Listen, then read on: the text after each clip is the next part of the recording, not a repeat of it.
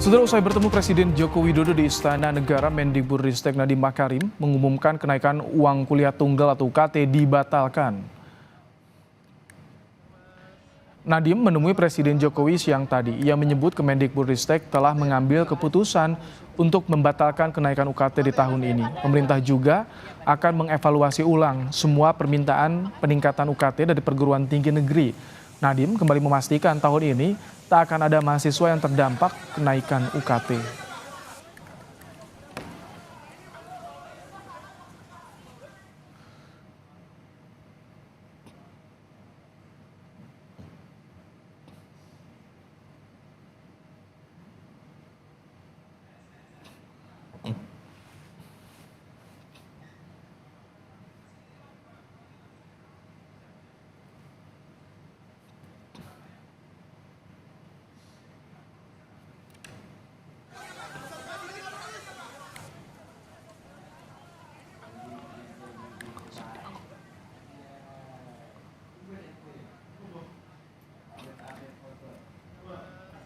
Sementara itu, pada minggu kemarin, Saudara Ketua DPP PDI Perjuangan, Puan Maharani, menyinggung soal mahalnya biaya kuliah saat membacakan rekomendasi Rakernas kelima PDIP, mendesak pemerintah untuk mencabut Permendikbud nomor 2 tahun 2024.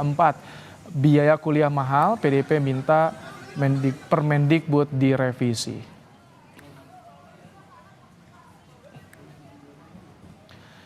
Mendikbudristek Nadiem Makarim memastikan uang kuliah tunggal UKT dibatalkan. Keputusan ini diumumkan usai bertemu Presiden Joko Widodo di Istana Negara pada siang tadi. Apa saja yang menjadi dasar pembatalannya dan bagaimana evaluasi ke depan? Kita akan berbincang bersama dengan Tri Santoso, tenaga ahli kantor staf Presiden bidang pendidikan. Selamat petang, Mas Tri. Selamat petang, Mas Ibrahim. Baik, Mas Tri, jadi apa arahan Pak Jokowi saat bertemu Menteri Nadiem tadi sampai akhirnya kenaikan UKT ini dibatalkan, apa saja arahannya? Jadi saya kira concern dari Pak Presiden itu sudah jelas gitu ya. Satu, untuk akses pendidikan itu dibuka selebar-lebarnya untuk masyarakat kita tanpa terkecuali mereka yang kurang mampu atau mereka yang kaya gitu ya, punya kesempatan akses yang sama ke dalam dunia pendidikan. Dan saya kira menjadi perhatian bersama kenaikan UKT yang baru-baru ini mendapatkan masukan dari berbagai pihak dan juga hasil koordinasi dengan teman-teman pimpinan perguruan tinggi. Oh, jadi ini juga termasuk mempertimbangkan adanya desakan dari mahasiswa, kemudian juga ada permintaan dari Ketua DPR seperti itu jadi pertimbangan juga ketika uang UKT ini dibatalkan naik? Semuanya menjadi dasar pertimbangan, tidak hanya satu atau dua pihak, tapi yang pasti komitmen dari Pak Presiden Jokowi untuk memberikan akses seluas-luasnya bagi masyarakat Indonesia untuk berpendidikan tinggi, tidak hanya 12 tahun tetapi juga sampai tingkat perguruan tinggi. Bahkan anggaran kita untuk subsidi beasiswa gitu ya, baik melalui LPDP maupun non LPDP itu terus kita tingkatkan setiap tahun supaya teman-teman, adik-adik kita bisa menikmati pendidikan gratis. Untuk yang dibatalkan ini ada penjelasan tidak, Pak Tri, komponennya apa saja agar mahasiswa, masyarakat, orang tua juga mengetahui apa kembali seperti semula atau bagaimana? Jadi yang dibatalkan itu terkait dengan jangan sampai naik. Jadi tidak ada kenaikan angka UKT pada setiap individu. Ini kan untuk mahasiswa baru ya. Ini kan baru satu tahap dari tahapan seleksi untuk masuk perguruan tinggi. Baru tahap yang pertama SNBP gitu ya.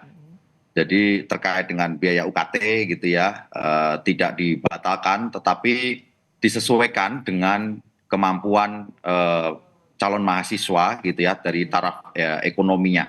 Saya kira kemarin kami melakukan verifikasi lapangan gitu ya, baik ke Riau, sampling di Indonesia Timur, di Sulawesi dan juga di Papua serta NTT.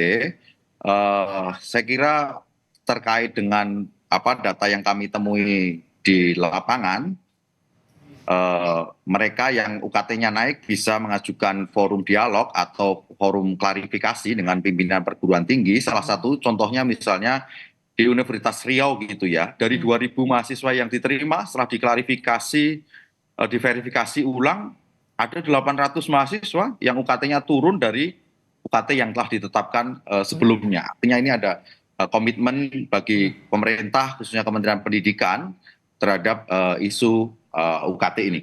Oke, Pak Tri, kami juga akan kembali memutarkan pernyataan dari Mendikbud Ristek Nadiem Makarim pasca bertemu dengan Presiden yang bilang UKT tidak jadi naik. Kita simak bersama. Selama beberapa hari ini kami telah mendengarkan semua aspirasi dari berbagai stakeholder. Jadi saya mendengar sekali aspirasi dari berbagai macam mahasiswa, keluarga, dan masyarakat mengenai concern mereka mengenai adanya peningkatan-peningkatan UKT yang terjadi di PTN-PTN kita. Dan memang itu saya melihat beberapa angka-angkanya dan itu juga buat saya pun cukup mencemaskan. Ya, jadi saya sangat mengerti kekhawatiran tersebut. Jadi kemarin kami juga sudah bertemu dengan para rektor dan kami Kemendikbudristek telah mengambil keputusan untuk membatalkan kenaikan UKT di tahun ini dan kami akan merevaluasi semua permintaan peningkatan UKT dari PTN-PTN. Jadi untuk tahun ini tidak ada mahasiswa yang akan terdampak dengan kenaikan UKT tersebut, ya. Dan kami akan mengevaluasi satu persatu permintaan atau permohonan perguruan tinggi untuk peningkatan UKT, tapi itu pun untuk tahun berikutnya. Ini jadi instruksinya dari Presiden apa? Kan yang dipikirkan selain kenaikan UKT juga ada beban dari perguruan tingginya. Seperti apa ini solusinya, evaluasinya, Pak Tri? Kita memaksimalkan dana yang ada di kampus gitu ya. Tadi karena arahan tidak boleh naik gitu ya. Memaksimalkan fungsi peran pimpinan perguruan tinggi untuk memberdayagunakan komponen yang ada gitu ya. Para rektor, pimpinan perguruan tinggi kreatif untuk memikirkan income yang lain, mendayagunakan sarana prasarana gitu ya. Banyak kita temui di kampus-kampus kita, kampus besar itu misalnya ada salah satu kampus A lahannya 142,5 hektar gitu ya. Lahan yang digunakan itu kan rata-rata hanya 5 sampai dengan 10 hektar untuk bangunan, tetapi puluhan hektar yang lain tidak digunakan. Nah ini pimpinan perguruan tinggi harus kreatif untuk memanfaatkan ini untuk unit bisnis misalnya, kemudian pengembangan alumni untuk endowment fund atau dana abadi dan lain sebagainya. Saya kira hal-hal ini bisa diantisipasi karena ada subsidi juga dari mereka yang UKT-nya tinggi dan mereka yang UKT-nya rendah pada prinsipnya prinsip gotong royong selain dari anggaran 30% POPTN ini.